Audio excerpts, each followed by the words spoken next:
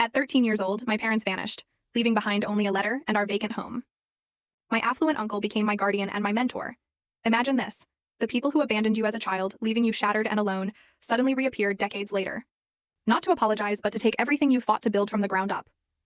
What would you do? Because that, my friends, is exactly what happened to me. I remember sitting in my office, a real testament to success. Glass walls overlooking the sparkling Monterey Bay, the city bustling below, and those beautiful green California hills in the distance. I'm Elijah Mountain, 32, chairman of Mountain Construction Group. An empire, really, that my incredible uncle left to me. But today, my birthday, all that luxury felt like a thin disguise for a profound, aching loneliness. On my polished desk, amidst stacks of contracts, lay a single birthday card. From Ella, my assistant. Always thoughtful. Happy birthday, boss. Wishing you a new year full of success and joy. Her handwriting was neat, a whimsical cake drawn next to it.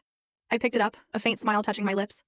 But then a cold, bitter wind from the past swept in, wrapping itself tightly around my heart.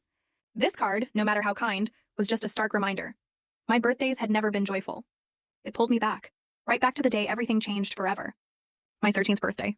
The day I was discarded like trash. I closed my eyes, and the memories flooded back like a torrent.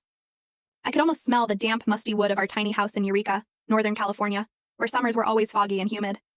Back then, I was just a skinny 13-year-old, messy brown hair, eyes brimming with hope. School let out early that day, and I ran home, heart pounding with pure excitement. It was my birthday. I imagined my parents waiting, maybe with a homemade chocolate cake, mom's favorite, and gifts wrapped in bright paper. My dad, Daniel, would pat my shoulder. Son, you're growing up. And Mom, Ruth, would hug me tight, singing the birthday song off-key.